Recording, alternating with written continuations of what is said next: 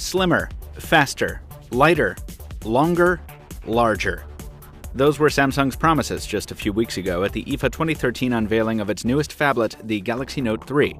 And now, thanks to our friends at Negri Electronics, we've got a brand new Note 3 of our own here at Pocket Now. Let's find out just how big an improvement it is over its predecessor, last year's surprise blockbuster, the Galaxy Note 2.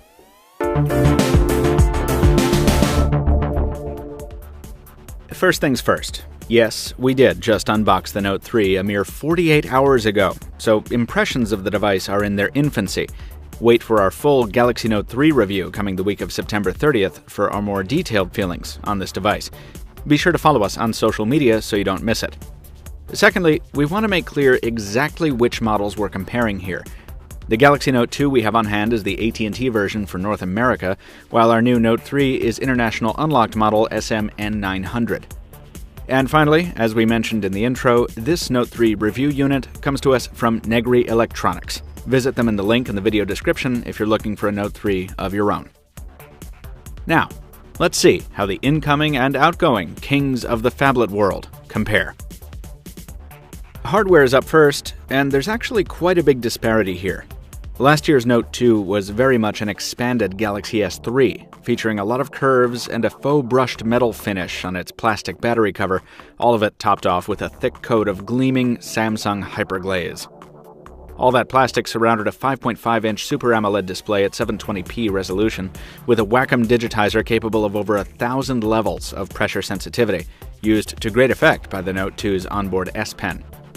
The whole affair felt good in the hand, solid because of its 183-gram mass and 9.4mm thickness, but not great because of that glossy plastic.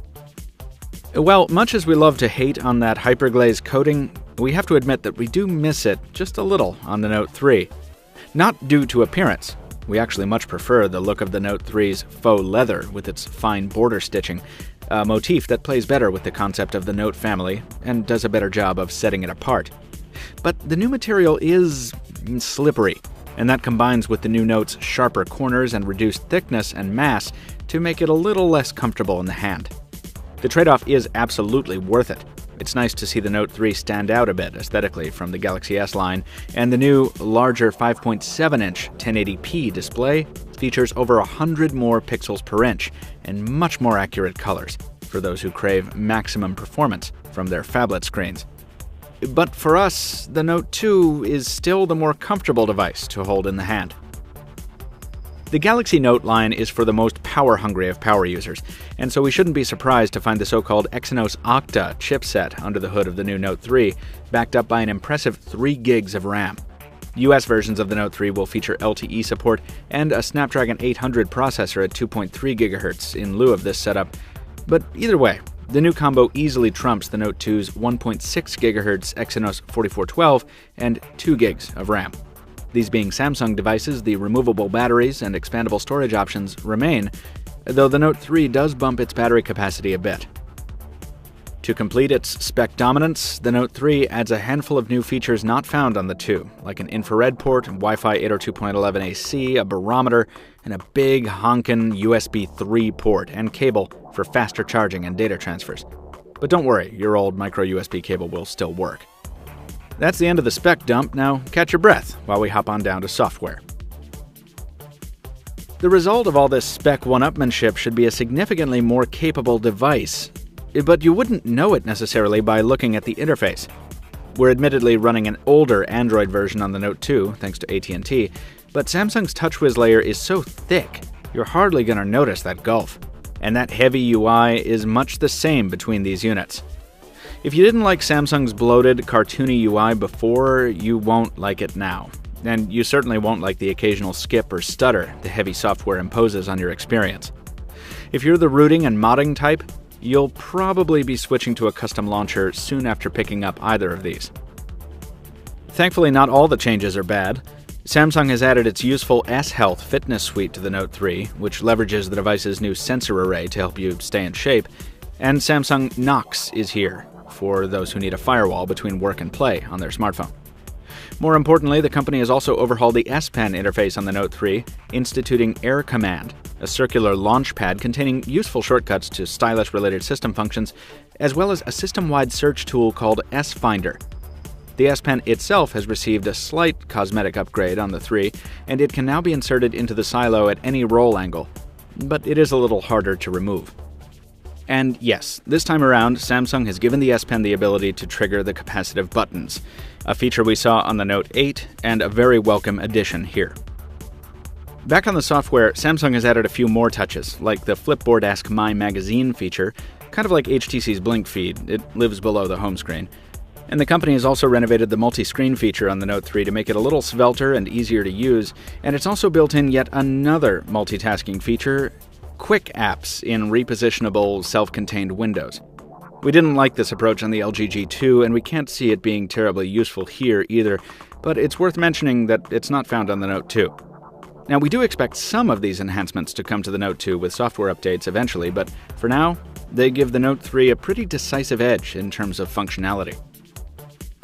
Those improvements continue popping up not just in benchmarks, where the Note 3 predictably trounces its predecessor, but in day-to-day use as well. For the first time in a while, we've got a new Samsung device that actually delivers better voice quality than its predecessor.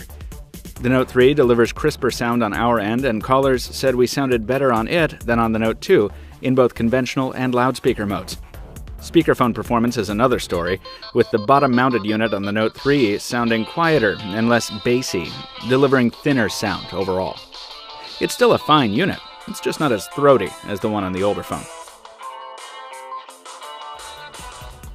The new Note steps it up in camera performance, replacing the Note 2's 8-megapixel camera with a new 13-megapixel unit very similar to the one found on the Galaxy S4.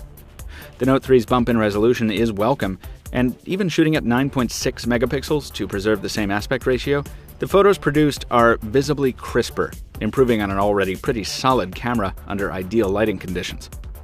Unfortunately, the new phone features a problem we remember from the S4. It may not be a problem for you, but we found it annoying. A much narrower field of view is present on the Note 3, meaning you need to get quite a bit further from your subject to fit it all in the frame. Also, Samsung has inexplicably removed the night shooting mode from the Note 3's viewfinder, meaning low-light photos aren't nearly as good. In its place, novelty modes like Golf Shot. This would be pretty funny if it wasn't so disappointing. We look forward to the company's re-inclusion of night shooting mode in a future software update, which we hope is forthcoming. Things get brighter on the video side, with the Note 3 delivering superior audio performance and faster exposure adjustments, along with a more balanced color overall than the Note 2, though the autofocus is a little on the slow side. Fortunately, the software anti-shake makes up for it. It captures pretty smooth video for a phone with no optical image stabilization. So, should you invest in a Note 3 of your own? Well, listen, if you're a die-hard phablet fan, you already know the answer. The added horsepower of the Note 3's spec sheet and its many, many improvements over the previous generation means you've probably already pre-ordered one. And from what we can see at this early point, you should probably feel pretty good about your purchase. But if you're already carrying or thinking about picking up a Note 2, you should feel pretty good about that, too. The phone got one of our highest ratings last year, and it's aged quite well since. The Note 3 is still the more impressive device by a long shot, but not so much so that you should be throwing your Note 2 in the recycle bin just yet. There's much more to come from Pocket Now on the new Galaxy Note 3, including our full review. Stay tuned for it. Follow us on social media. Drop a comment down below if you have something to say, and thank you for watching. We'll see you next time.